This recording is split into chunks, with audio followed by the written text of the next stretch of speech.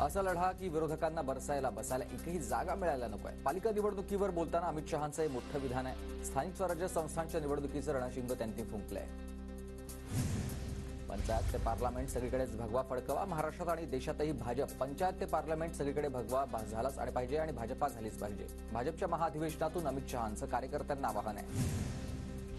शरद पवारांनी दगाफटक्याचं राजकारण केलं आणि शिर्डीमधून अधिवेशनातून बोलताना अमित शहांचा हल्ला बोलाय. पवारांच्या राजकारणाला 20 फूट जमिनीमध्ये गाडण्याचंच काम तुम्ही केलंय, असंही विधान. महाराष्ट्रात आल्यावर पवार ठाकरेंवर बोलल्यावर हेडलाईन मिळते. शहांनी 2 शब्द देशमुख सूर्यवंशी कुटुंबियांवर बोलायला हवं होतं. अमित शहांच्या टीकेला सुप्रिया सुळेंचा उलट उत्तर आहे. आजही शहांना पवारांचा उल्लेख करावा लागतो. म्हणजेच शरद पवार 20 फूट जमिनीच्या खाली नाही तर त्यांच्या समोर सतत उभे असतात. अमोल कोल्हेंचं उत्तर.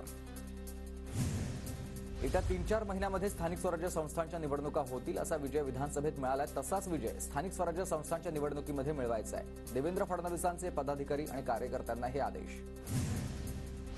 लाडक्या बहिणींना देत असलेली मुदत पुढेही सुरू राहणार. शेतकऱ्यांना मिळणारी सवलत सुरूच राहणार. आता घोषणा पक्षामध्ये दिलेली सर्व आश्वासनं पूर्ण करणार. मुख्यमंत्री फडणवीसांची ग्वाही. 2019 मध्ये उद्धव ठाकरेंनी बाळासाहेबांचे विचार सोडले, दगाफटका करून मुख्यमंत्री झाले. ठाकरेंना महाराष्ट्रातील जनतेनं त्यांची जागा दाखवली. अमित शहांची ही टीका तर खरी शिवसेना राष्ट्रवादी कुणाची हे जनतेनं सांगितलंय, असंही विधान.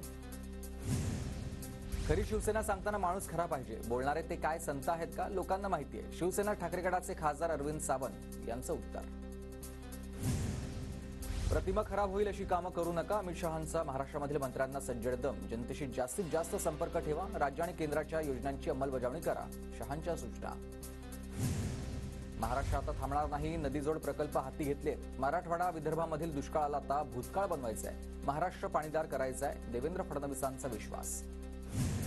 राज्यात वोट जिहादचा दुसरा पाठ सुरू झाला. शिर्डीतील अधिवेशनामधून मुख्यमंत्री फडणवीसांचं हे वक्तव्य. आपल्यासमोर घुसखोरांना बाहेर काढण्याचं आव्हान आहे. राज्यात एकही घुसखोर राहू देणार नाही, असंही विधान केलंय. मनोज जरांगे आज संतोष देशमुखांच्या कुटुंबियांची भेट घेणार आहेत. जरांगे सकाळी 11 वाजता मस्साजोग गावात जातील. मस्साजोग ग्रामस्थ आज मोबाईल टॉवरवर चढवून आंदोलन करतील. हत्या प्रकरणातील फरार आरोपीलाच अटक न झाल्यानं ग्रामस्थ आक्रमक झालेले आहेत. तर वार्मिक कराडला 302चा आरोपी बनवण्याची देखील त्यांची मागणी आहे. खंडणीपासून ते खुनापर्यंतच्या आरोपींना कुणीतरी वाचवत आहे. आम्ही मोबाईल टॉवरवर चढून उडी मारणार आहोत. हे माझी हत्या करतील त्यापेक्षा आम्हीच जीव देतोय. ते बाहेर आले तर अनेक मुर्दे पडतील. धनंजय देशमुख यांचा हा इशारा आहे. बीडच्या मस्साजोगमध्ये सीआयडीच्या पथकाकडून तपास. सीआयडी पथकानं संतोष देशमुखांच्या कुटुंबियांची भेट घेतली आहे. संतोष देशमुख हत्या प्रकरणामधील आरोपी विष्णू चाटेनं नाशिकमध्ये फोन फेकल्याची माहिती आहे. तपास यंत्रणेला अद्याप मोबाईल सापडलेला नाहीये आणि फेकलेल्या फोनवरूनच चाटेनं वाल्मिक कराडला फोन केल्याचा संशय आहे. बीडच्या परळी तालुक्यातील सौदाना गावातल्या सरपंचाचा राखेच्या टिप्परनं त्यानं चिरडला आणि अपघातामध्ये सरपंच अभिमन्यू क्षीरसागरचा मृत्यू झालाय. चालक फरार आहे. परळीत अद्याप अवैध वाहतूक सुरूच आहे. बेडघर नामक राख माफियाच्या टिप्परकडून सरपंच क्षीरसागरांच्या गाडीला धडक बसली आहे. या अपघात की घातपात आहे हे तपासावा लागेल. भाजपचे आमदार सुरेश धस यांना हा संशय आहे. सौदाना गावच्या सरपंचाचा अपघाती मृत्यू नसून हत्याचा. भ्रष्टाचाराचं टोळकं प्रामाणिक सरपंचाच्या जीवावर उठलंय. ठाकरे गटाच्या विनायक राऊतांचा आरोप आहे. संपूर्ण बीड जिल्हा केंद्रशासित करण्याची फडणवीसांना विनंती केली आहे. परळीतील सरपंचांच्या मृत्यू प्रकरणी कोणावर देखील संशय नाही. धडक देणाऱ्या टिप्पर चालकाला अटक करण्याची मागणी आहे. हा अपघात कुणावर देखील शंका नाही. सौदानाच्या गावकऱ्यांची प्रतिक्रिया. सरडे रंग बदलतात पण एवढ्या वेगानं रंग बदलणारे पाहिले नाहीत. फडणवीसांवर आधी खालच्या पातळीवर आरोप केले होते. आता काय जादू झाली? उपमुख्यमंत्री एकनाथ शिंदेंचा ठाकरेंना टोला आहे. हात पुढे करत असेल तर हात मिळवण्याची मित्रपक्षांची तयारी आहे. ठाकरे मुख्यमंत्री भेटीवर रावसाहेब दानवेंचं विधान. भाजपला मदत करण्यासाठी उठाव केला. त्यांचा विचार भाजप करेल. पडतीच्या काळामध्ये सोबत असणारा भाऊ असतो. ठाकरे मुख्यमंत्री भेटीमुळे सुरू झालेल्या चर्चांवर गुलाबराव पाटलांचं हे विधान. धनंजय मुंडेंच्या राजीनाम्याच्या प्रश्नावर अजितदादा संतापले. आपापसामध्ये किंवा तपासामध्ये नाव आल्यावरच चौकशी होईल. कायदा सर्वांना सारखाच कुणालाही पाठीशी घालणार नाही. बीड प्रकरणावर दादांची प्रतिक्रिया.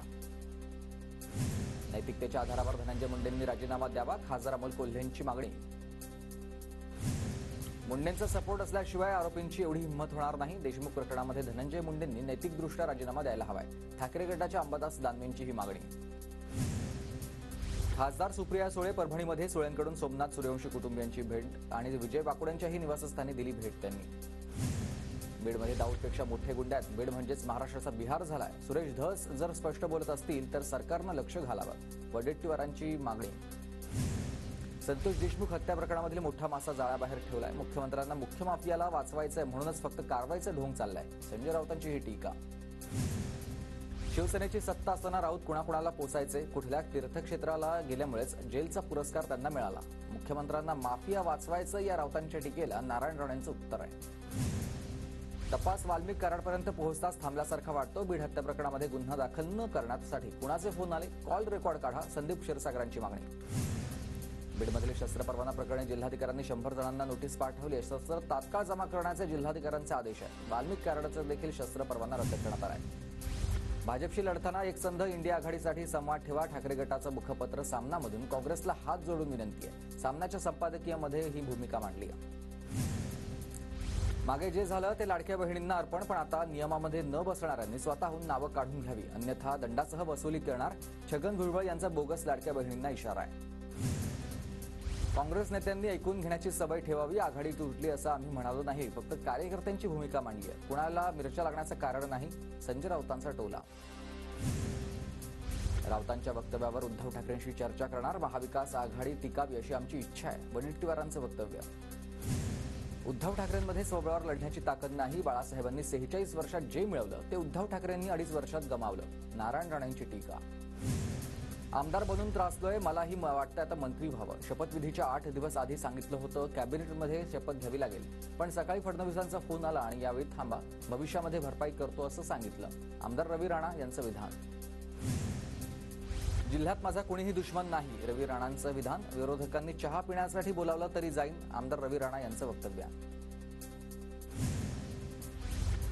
पालकमंत्री पद अडलं नाही, पण 1-2 अपवाद आहेत. जानेवारी अखेरपर्यंत पालकमंत्री पदाचं वाटप होईल, मंत्री भरत गोगावलेंची माहिती. अपघातग्रस्तांची मदत करणाऱ्यांना 35,000 रुपयांचं बक्षीस, केंद्रीय मंत्री नितीन गडकरींचा निर्णय.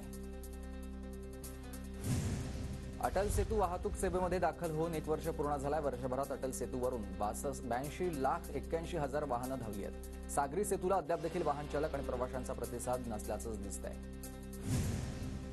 मुंबईत बेस्ट बस चालकाकडून आता सर्रास नियमांचं पायमल्ली होती आणि 2022 ते 2024 या काळात विविध कारणांमुळेच 818 चालक बडतर्फ झालेले आहेत, तर 2,192 चालकांवर निलंबनाची कारवाई करण्यात आली आहे. मुंबईच्या वेशीवर 2027 नंतरही जड आणि अवजड वाहनांकडून आता पथकर वसुलीची शक्यता आहे आणि MMRDCकडून लवकरच राज्य सरकारला या संदर्भातला प्रस्ताव पाठवला जाईल. पुण्यात PMPकडून वर्षभरात 18,000 फुकट्या प्रवाशांवर कारवाई. फुकट्या प्रवाशांकडून 1.33 कोटींचा दंड वसूल झालाय. नवीन वर्षाच्या सुरुवातीलाच भाजीपालांचे दर कडाडलेले आहेत. भेंडी, पापडी, आता त्याचबरोबर वाल, वांगी आणि गाजर 15 ते 20% महागले. पुण्यात मागणी वाढल्यानं बोरं, लिंबाचे दर वधारले आहेत. मकर संक्रांतीनिमित्त बोरांच्या दरामध्ये 20% वाढ झाली आहे. पुण्यात गुलटेकडी मार्केट यार्डामधील घाऊक बाजारात सर्व फुलांची आवक वाढली आहे. सणासुदीच्या पार्श्वभूमीवर फुलांच्या मागणीत देखील मोठी वाढ झाली आहे. नवी मुंबई पालिकेचा वायू प्रदूषण कमी करण्यासाठी सखोल स्वच्छता मोहिमांचा उपयोग होतो आणि पालिका क्षेत्रात स्वच्छता मित्र, स्वच्छता सखीच्या माध्यमातून नियमित स्वच्छता केली जाते. नोंदणीकृत नसलेल्या डॉक्टरांवर नववर्षामध्ये कारवाई करणार. महाराष्ट्र वैद्यकीय परिषदेचा निर्णय. राज्यातील 1,40,000 डॉक्टरांची नोंदणी पूर्ण झाली आहे. डॉक्टरांनी तातडीनं नोंदणी न केल्यास कारवाईला सामोरं जावं लागेल. नवी मुंबईत एक्वा मरीन कंपनीकडून महिन्याला 15% देण्याचं आश्वासन सांगत नागरिकांची लाखोंची फसवणूक झाली आहे. पोलिसांनी कंपनीच्या मालकाला ठोकल्यात बेड्या. पुण्याच्या राजगडमधील अमृतेश्वर महाविद्यालयाच्या ग्रंथालयात वाचन संकल्प महाराष्ट्राचा उपक्रमाला सुरुवात झाली. महाराष्ट्रात विद्यार्थ्यांना वाचनाची आवड निर्माण व्हावी यासाठी हा उपक्रम आहे. पुण्याच्या नसरापूरमधील राजगड ठाण्याच्या हद्दीमध्ये 2024 मध्ये 407 गंभीर गुन्ह्यांची नोंद. खून, प्राणघातक हल्ले, बलात्कार, विनयभंग, दरोडा अशा महत्त्वाच्या गुन्ह्यांची नोंद झालेली आहे. पुण्यातील खडकवासला धरण क्षेत्रामध्ये धार्मिक क्षेत्रांची स्थळांची बेकायदा बांधकामा प्रशासनाकडून जमीनदोस्त. वारंवार नोटिसा देऊनही धरण क्षेत्रामध्ये अतिक्रमण केल्यानं प्रशासनाची कारवाई. पुण्यात भरारी पथकाकडून 1ली ते 5वीच्या विद्यार्थ्यांचं मूल्यमापन करण्याचा निर्णय. 15 ते 17 जानेवारीपर्यंत चाचणी होणार आहे. पुणे शहरात 36,000चा मांजा जप्त झाला. चतुशृंगी, विश्रांतवाडी, वारजे मार्केट यार्डामध्ये पोलिसांची ही कारवाई. पुण्यात घरगुती गॅस सिलेंडरचा काळा बाजार. वडगावमध्ये 61 गॅस टाक्या जप्त झाल्यात. वडगावच्या बुद्रुक भागामध्ये गॅसची चोरी करून विक्री केल्याचा प्रकार समोर आला आहे. कल्याणच्या एका बारमध्ये ग्राहकाकडून आता गायिकेवर दारूच्या बाटलीनं हल्ला. बार मालकावर देखील मारहाण आणि महात्मा फुले पोलीस ठाण्यामध्ये आता गुन्हा दाखल झालेला आहे. बॉम्बे बार असोसिएशनचे प्रमुख सदस्य ज्येष्ठ वकील इक्बाल छागला यांचं निधन झालंय. 86व्या वर्षी अखेरचा श्वास त्यांनी घेतला. सारथीमार्फत 1500 विद्यार्थ्यांना वाहन चालवण्याचं प्रशिक्षण देण्यात येणार आहे. सरदार सूर्यजी काकडे वाहन कौशल्य विकास या कार्यक्रमांतर्गत हे प्रशिक्षण देण्यात येईल. गोंदिया जिल्ह्यातील काही भागामध्ये अवकाळी पावसाची हजेरी. रब्बी हंगामातील पिकांना फटका बसण्याची शक्यता आहे. गोंदिया जिल्ह्यात आतापर्यंत 2057 हेक्टर क्षेत्रात रोपवाटिकेची लागवड. जिल्ह्यातील शेतकऱ्यांकडून धान पिकांची सर्वाधिक लागवड. कोल्हापूरच्या इचलकरंजीत पैसे मागितल्याच्या वादामधून 2 मित्रांमध्ये चाकू हल्ला. आरोपी वैभव मोरे पोलिसांच्या ताब्यात, तर जखमी तरुणावर खासगी रुग्णालयात उपचार सुरू झालाय. कोल्हापूरच्या इचलकरंजीत तळीपार आरोपी दीपक कांबळेकडून महाविद्यालयीन तरुणीची छेड. आरोपीला न्यायालयीन कोठडी. नागपुरात नायलॉन मांजापासून रक्षणासाठी निखिल उंबरकर याच्याकडून मॉडेल तयार. विद्युत तारेला स्पर्श करतानाच तुटणार नायलॉन मांजा. नागपूर मेट्रो रेल्वे मार्गाजवळ पतंग उडवू नका. नायलॉन मांजाचा वापर टाळावा. नागपूर मेट्रो प्रशासनाचं आवाहन आहे. टोरेस कंपनीच्या घोटाळ्याचे मास्टर माइंड तुर्कीमधील नागरिक. जनरल मॅनेजर तानिया कासातोवावर 2008 मध्ये 77 लाखांच्या फसवणुकीचा गुन्हा, तर 69 लाखांची रक्कम सापडल्याप्रकरणी यापूर्वी ताब्यात घेतलेलं होतं. आर्थिक गुन्हे शाखेची माहिती आहे. टोरेस कंपनी विरोधात मुंबईत 1,500 तक्रार. शिवाजी पार्क पोलीस स्टेशनसह अनेक ठिकाणी गुंतवणूकदारांच्या तक्रारी. पुण्यातील कात्रजमधून 43 लाख किमतीचे अंमली पदार्थ जप्त. गुन्हे शाखेच्या पथकानं केलेल्या कारवाईत 2 किलो चरस आणि 1 किलो गांजा जप्त. सुरतहून छपराकडे जाणाऱ्या रेल्वेवर जळगावमध्ये दगडफेक. एका टवाळखोरानं दगडफेक केल्याची माहिती समोर आली आहे. जळगावच्या भुसावळमधील गोळीबार प्रकरणामधील 5 आरोपींना अटक. मुख्य 4 आरोपींना मनमाडमधून अटक. बीडच्या केजमधील आडस गावामध्ये 2 गटात झालेल्या वादानंतर एका आरोपीकडून पिस्तूलसह चाकू जप्त, तर पोलिसांनी त्याला ताब्यात घेतलेले आहे.